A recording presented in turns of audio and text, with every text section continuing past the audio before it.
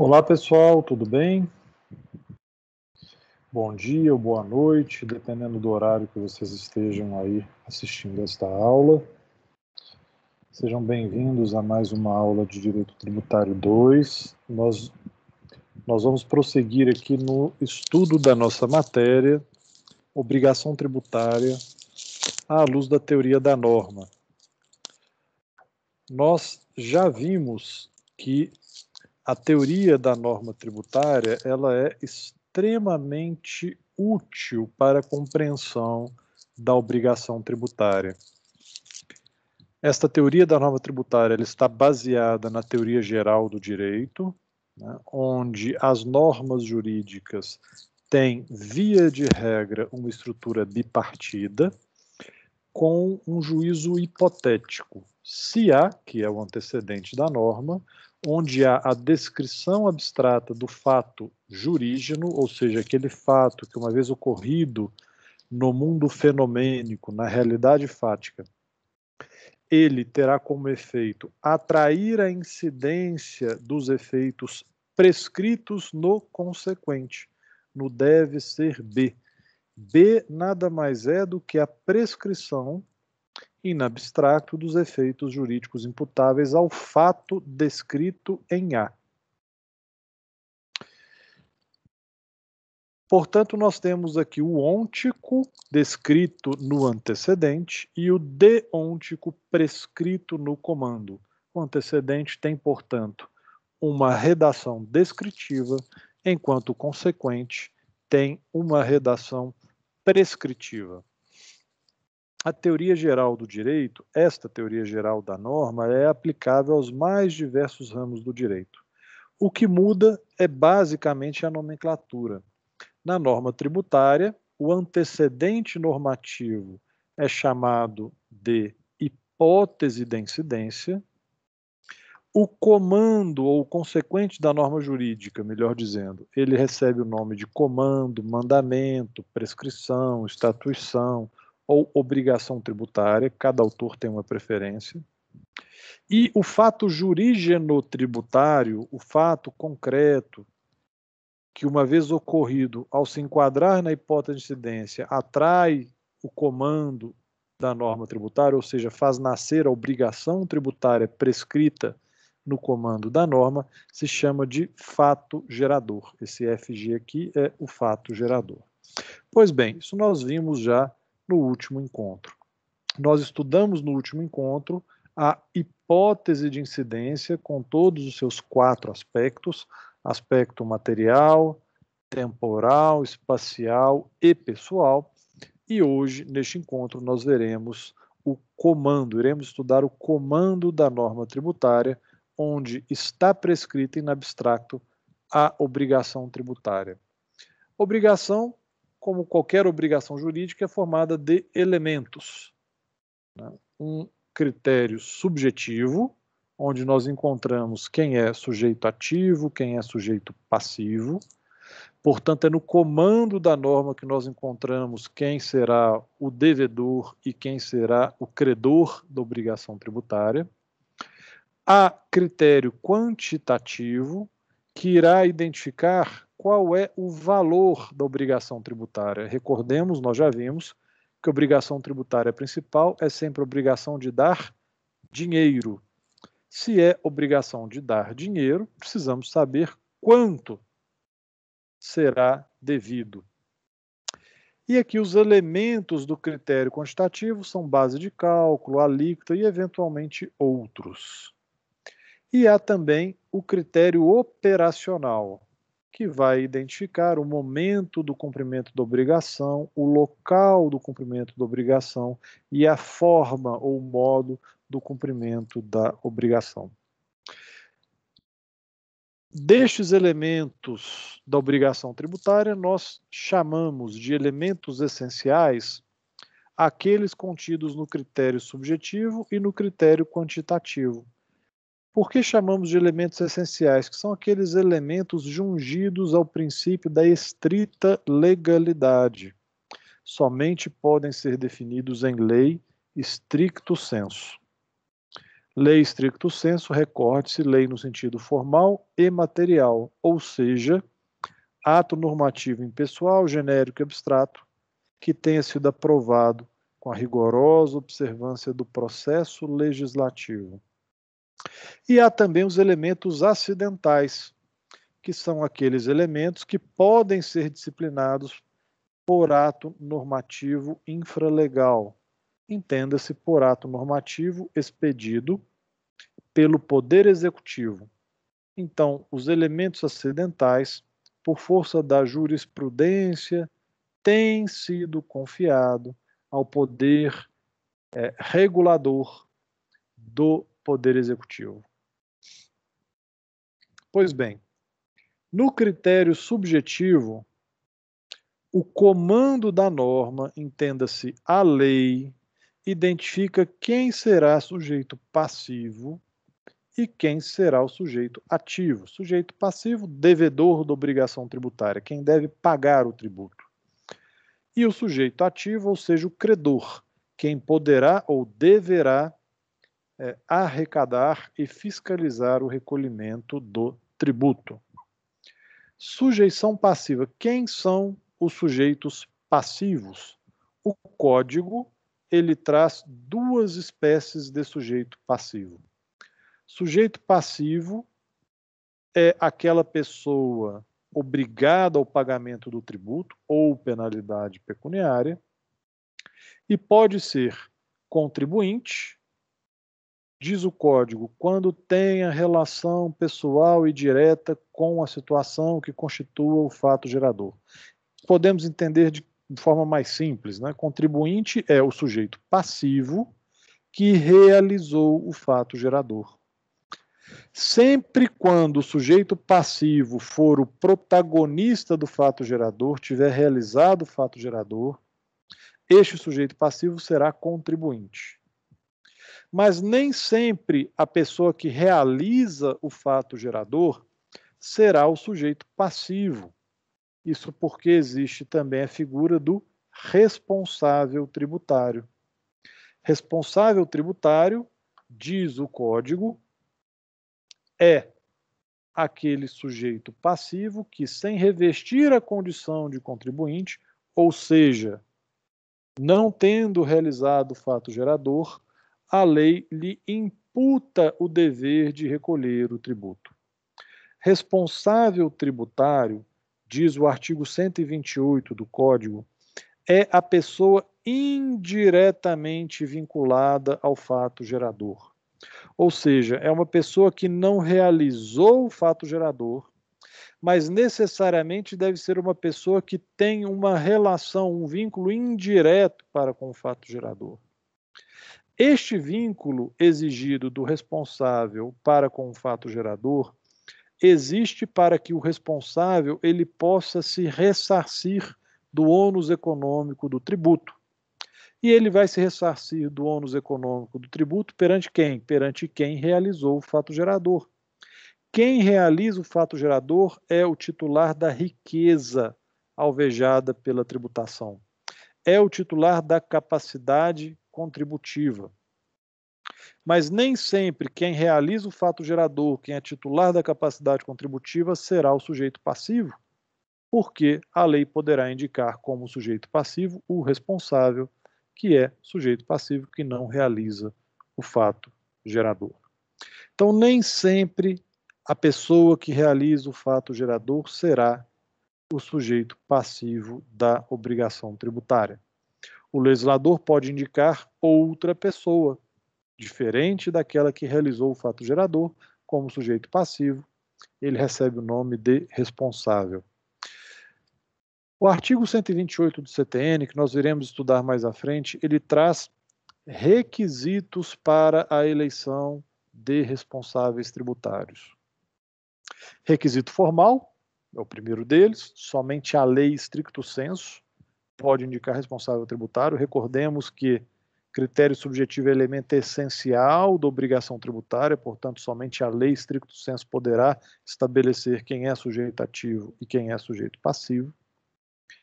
E há também requisito material.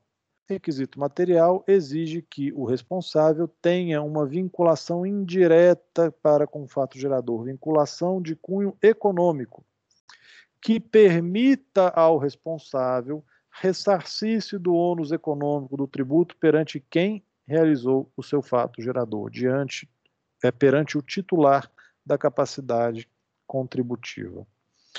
O requisito formal deflui, emana do princípio da legalidade. Somente a lei pode indicar responsável tributário. E o requisito material, que é a necessidade de vinculação econômica do responsável para com o fato gerador, deflui do princípio da capacidade contributiva. Ou seja, quem deve suportar o ônus econômico do tributo é o titular da capacidade econômica, aquele que realiza o fato gerador, o fato que constitui signo presuntivo de riqueza. Nós veremos mais adiante esses requisitos com mais detalhes e daremos, inclusive, muitos exemplos de situações em que nós temos responsáveis tributários no polo passivo da obrigação tributária.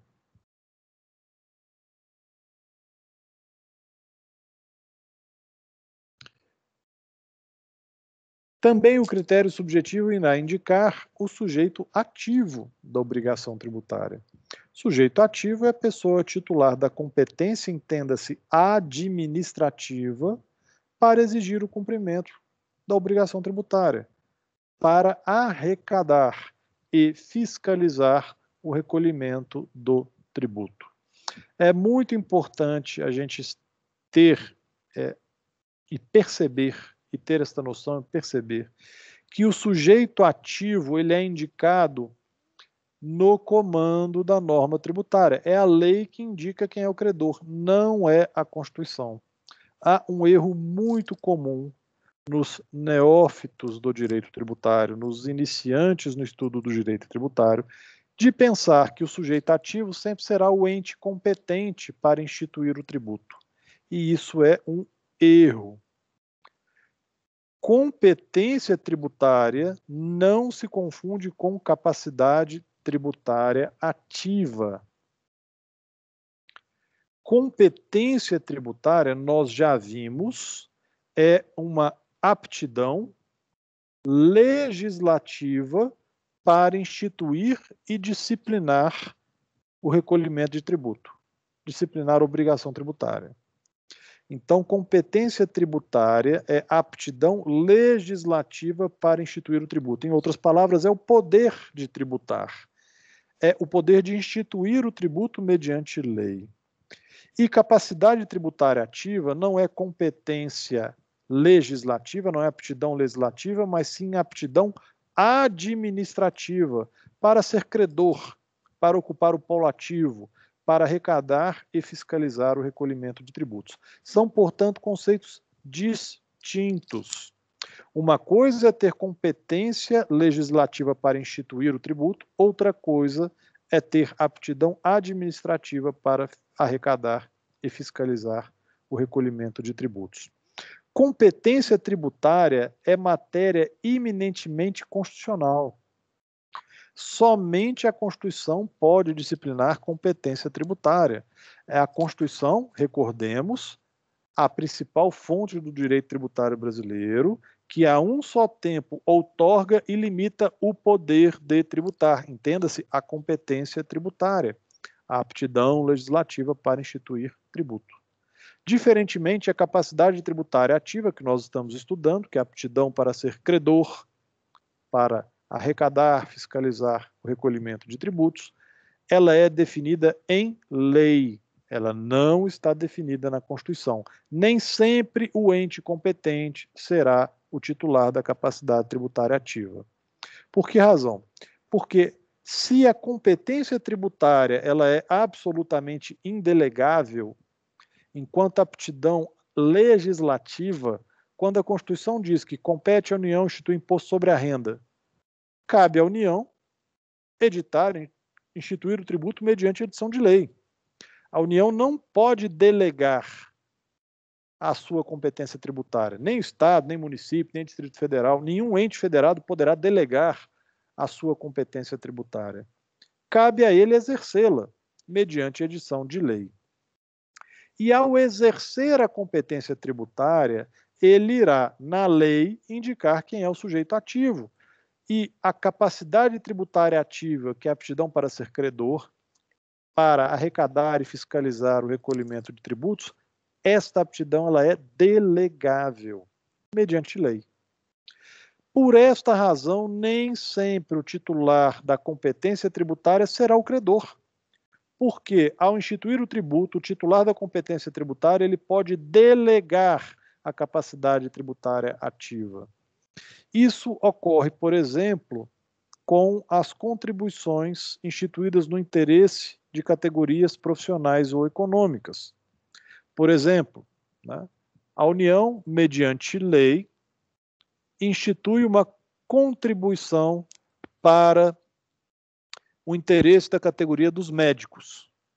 Recordemos que as contribuições no interesse de categorias profissionais ou econômicas são de competência da União, somente a União pode instituí-las, conforme está estabelecido no artigo 149 da Constituição.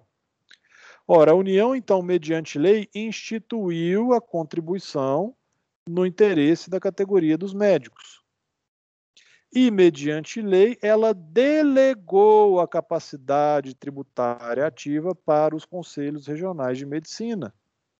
Então, nós temos aqui, neste exemplo, nesta contribuição, quem é o competente para instituir esse tributo? É a União. E quem é o sujeito ativo? É o CRM, o Conselho Regional de Medicina. Isso porque a União, o ente competente, ao exercer a sua competência, instituiu o tributo e, mediante lei, delegou a atividade de arrecadação e fiscalização deste tributo. Portanto, é importante ter esta noção, que fique claro, nem sempre o ente competente será o sujeito ativo da obrigação tributária. Sujeição ativa nós não encontramos na Constituição. Na Constituição nós somente encontramos a matéria de competência. Onde nós vamos encontrar o credor da obrigação tributária? No comando da norma tributária, na lei. E, por fim, a modificação da competência tributária pode ocorrer? Pode, mediante emenda constitucional, desde que não comprometa o Pacto Federativo. Na verdade, desde que não comprometa nenhuma daquelas cláusulas pétreas previstas no parágrafo 4º do artigo 60 da Constituição, que limita o poder do legislador constituinte derivado. E a capacidade tributária ativa pode ser modificada? Sim, mediante lei stricto sensu. Ela pode ser delegada mediante lei stricto sensu para uma pessoa, essa delegação pode ser revogada ou pode ser delegada para uma outra pessoa, tudo isso desde que seja feito mediante lei stricto sensu.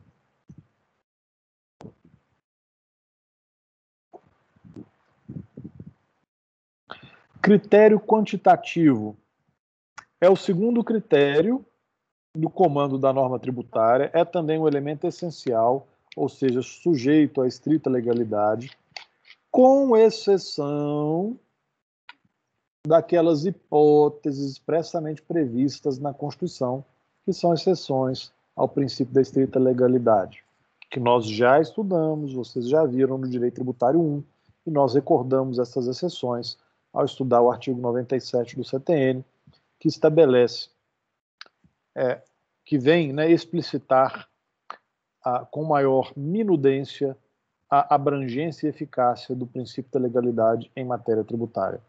Existem casos na Constituição em que o Poder Executivo poderá alterar a alíquota de alguns tributos. Nós já vimos isso e vamos comentar um pouquinho mais adiante. Mas é um elemento essencial da obrigação tributária, ressalvadas estas exceções previstas no texto da Constituição.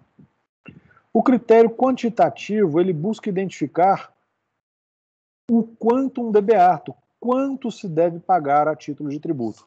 Nós já mencionamos, e recordamos que a obrigação tributária é a obrigação de dar dinheiro, ela é identificada por sua pecuniariedade, portanto, nós, uma vez nascida a obrigação, nós temos que saber né? Já sabemos que alguém deve pagar tributo para alguém, temos que saber qual o valor dessa obrigação tributária. Quem deve pagar e quem deve arrecadar estará no critério subjetivo que acabamos de ver. Agora, o quanto se deve pagar é o que vem responder o critério quantitativo. Normalmente são utilizados dois elementos para a identificação do quantum de beatur, para a identificação do critério quantitativo do comando da norma tributária. Primeiro deles, o que é muito usual, né, é a base de cálculo. A base de cálculo é a dimensão economicamente apreciável do aspecto material da hipótese de incidência. Na verdade, a base de cálculo deve guardar uma relação de pertinência, entenda-se, pertencer, caber dentro da dimensão economicamente apreciável do aspecto material da hipótese de incidência. Isso parece complicado, mas é muito simples, é quase intuitivo. Vamos dar alguns exemplos. Nós vimos que o aspecto material da hipótese de incidência normalmente é designado por um verbo e seu complemento. No imposto de renda, qual é o verbo? Auferir. Auferir o quê? Qual o complemento? Auferir renda. Qual é a dimensão economicamente apreciável deste fato? Ora, a dimensão economicamente apreciável deste fato é a renda auferida. Qual é a base de cálculo imposto sobre a renda? A renda auferida. Outro exemplo, ISS.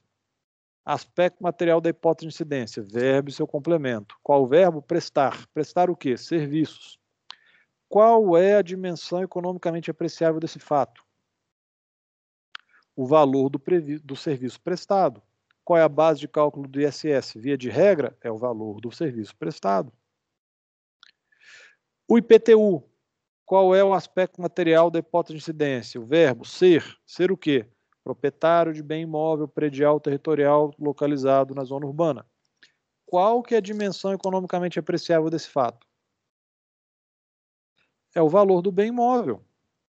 Qual é a base de cálculo do IPTU? A base de cálculo é o valor venal do bem imóvel. É necessário haver esta relação de coerência, e isso vem limitar a discricionariedade do legislador. O legislador não pode definir como base de cálculo a grandeza que bem lhe aprouver. Ele não pode definir como base de cálculo o valor que lhe der na telha. Ele obrigatoriamente deverá definir como base de cálculo uma grandeza que guarde relação de pertinência para com o fato tributável, para com o fato gerador. Essa base de cálculo servirá como expressão monetária tomada como referência inicial para a apuração do crédito tributário. Por isso chama base de cálculo, porque é o início, é o ponto inicial para a apuração do crédito tributário. A base de cálculo é somente um elemento. O segundo elemento é a alíquota. A alíquota é um coeficiente percentual a ser multiplicado pela base de cálculo para a apuração do crédito tributário. Deve estar definida em lei, como nós já comentamos, mas há algumas exceções previstas no texto da Constituição. Exceções existentes são apenas aquelas previstas no texto da Constituição. Como nós já destacamos ao estudar o artigo 97 do Código Tributário Nacional, muitas das exceções que estão no CTN não foram recepcionadas pela Constituição de 88. Então, basicamente, estas exceções estão no parágrafo 1º do artigo 153, pertinentes aos impostos regulatórios da economia. Recorde-se imposto de importação, de exportação, IPI e IOF, e também algumas CIDs, CID combustíveis, por exemplo, que são tributos cujas alíquotas poderão ser alteradas por ato do Poder Executivo. Portanto, a sua alteração, entenda-se, elas não podem ser definidas por ato do Poder Executivo. Elas devem ser definidas em lei. A rigor, seus limites máximos e mínimos devem estar definidos em lei, e poderá o chefe do Poder Executivo alterar estas alíquotas por ato expedido pelo Poder Executivo, portanto, ato normativo infralegal. Isso é absolutamente excepcional. Pois bem, base de cálculo e alíquota são os elementos usualmente utilizados para a quantificação do crédito tributário. Mas duas observações importantes. Primeiro, às vezes eles não são utilizados. Há tributos para cuja fixação do quantum de beator não depende de base de cálculo nem de alíquota. Aliás, nem é adequado ter base de cálculo e alíquota. Exemplo, as taxas. Não se fala de base de cálculo e alíquota em relação às taxas.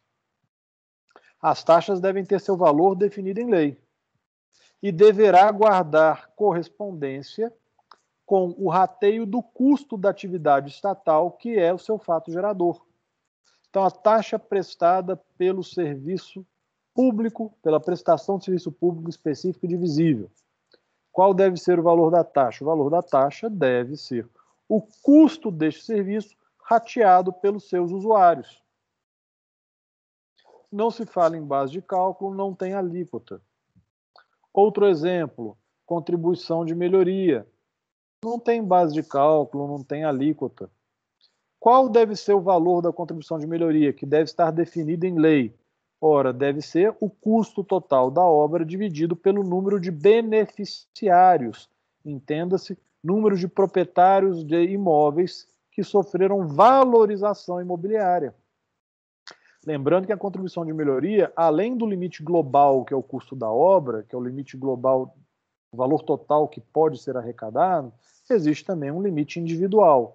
Ninguém poderá ser obrigado a pagar, a título de contribuição de melhoria, um valor superior à plusvalia ou à valorização do seu bem imóvel.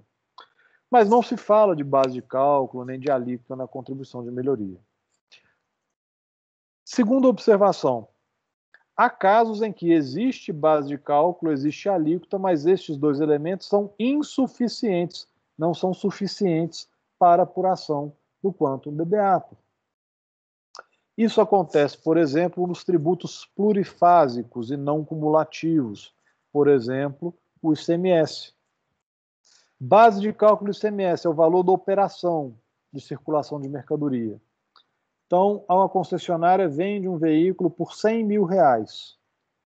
A base de cálculo será R$100 mil. A alíquota é 18%. Ora, multiplicando a alíquota pela base de cálculo dá R$18 mil.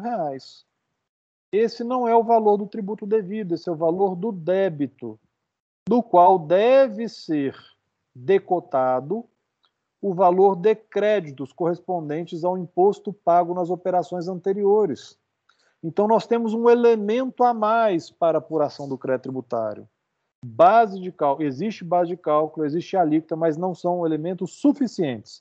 Além da base de cálculo, além da alíquota, cuja multiplicação, né, desses fatores, base de cálculo por alíquota, resulta no valor do débito, deve dele ser subtraído o crédito correspondente ao imposto pago nas etapas anteriores, por se tratar de um tributo não cumulativo.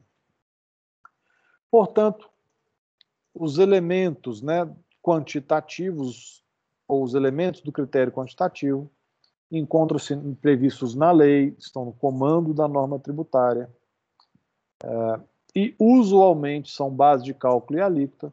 Algumas vezes não tem base de cálculo e alíquota, exemplos de taxas e contribuições de melhoria. Outras vezes há base de cálculo e alíquota, mas há necessidade de outros elementos complementares, como ocorre nos tributos plurifásicos de pagamento fracionado e não cumulativo, exemplo do ICMS, do IPI, do PIS e COFINS não cumulativos. Por fim, o critério operacional do comando da norma tributária. Ele vai estabelecer os chamados elementos acidentais, recorde-se, elementos que podem ser disciplinados por ato normativo infralegal, e que irão definir, né, a forma do cumprimento da obrigação tributária, como a obrigação tributária deve ser cumprida, em qual momento e onde. Ele se subdivide em 3 aspectos, né? O temporal, espacial e modal. O critério temporal, ele vai identificar a data do vencimento da obrigação tributária. Muita atenção. O aspecto temporal do comando da norma tributária, que está no critério operacional, não se confunde com o aspecto espacial da hipótese de incidência. O aspecto temporal da hipótese de incidência, que nós estudamos na aula passada, ele vai identificar o momento da ocorrência do fato gerador. O aspecto temporal do comando da norma, do critério operacional, vai identificar a data de vencimento. São, portanto, dois momentos distintos. Não se confunda o momento da ocorrência do fato gerador, que é o momento que nasce a obrigação, com o momento do vencimento da obrigação tributária, que é o momento que ela se torna exigível e deve ser paga. São duas datas que não se confundem. Para que fique claro, vamos dar aqui um exemplo bastante elucidativo, o IPTU.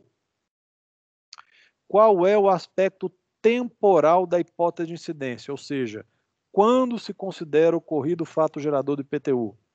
Sempre em 1º de janeiro de cada ano.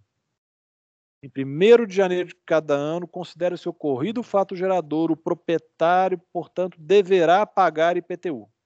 Nasce a obrigação tributária. Mas quando o IPTU deve ser pago? Isso não está na hipótese de incidência, isso vai estar no comando. É o aspecto temporal do critério operacional.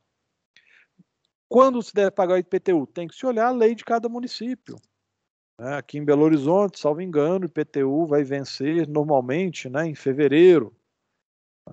E pode, inclusive, ser pago parceladamente. Então, pode ter o fracionamento do pagamento em até 11 parcelas mensais. Então, a data do vencimento não se confunde com a data do nascimento da obrigação tributária. O nascimento da obrigação tributária está identificado no aspecto temporal da hipótese de incidência e a data de vencimento, ou a data em que o tributo se torna exigível, em que deve ser pago, é outra data que está definido no aspecto temporal do critério operacional do comando da norma tributária. Segundo aspecto do critério operacional é o aspecto espacial, que vai identificar o local do cumprimento da obrigação tributária, que não se confunde com o aspecto temporal da hipótese de incidência. O aspecto temporal da hipótese de incidência vai identificar o local da ocorrência do fato gerador, onde o fato gerador ocorreu. E aqui o aspecto espacial do critério operacional do comando da norma vai identificar o local onde ele deve ser pago. O aspecto espacial do critério operacional da norma tributária já teve muita relevância no passado. Já chegou-se a discutir, no direito tributário, se o crédito tributário, se a obrigação tributária seria querable ou portável, se o sujeito passivo teria que levar o pagamento independente de qualquer ação do credor, ou se o credor deveria exigir, primeiramente, do sujeito passivo o crédito tributário. Essa discussão ela perdeu um pouco o sentido. Por que razão? Porque, primeiro, a maior parte dos tributos hoje no Brasil são sujeitos a lançamento por homologação e que devem ser pagos independente, nós veremos, independente de qualquer ato de cobrança do sujeito ativo. Portanto, se enquadraria na maior parte das vezes como uma dívida querável, portável. O sujeito passivo que deve cumprir a sua obrigação, independente de qualquer ato de exigência do credor. Nas demais hipóteses, em especial no lançamento de ofício, ela pode ser entendida como uma dívida querável, ou seja, o credor tem que exigi-la, tem que notificar o sujeito passivo, notificar do ato do lançamento para que ocorra o seu vencimento. Mas, sobretudo por uma razão, o critério espacial perdeu sentido.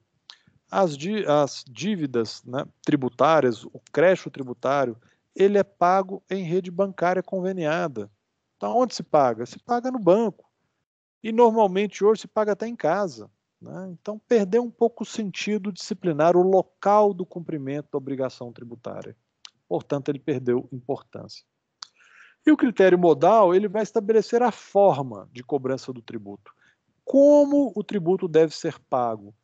Ele vem esclarecer, né, de que forma o sujeito passivo deve cumprir sua obrigação. Então, ele deve entregar uma declaração tal, preenchendo os determinados campos com tais informações, deve preencher a guia tal, identificando o código de receita tal, ou seja, vem estabelecer a forma do cumprimento da obrigação tributária.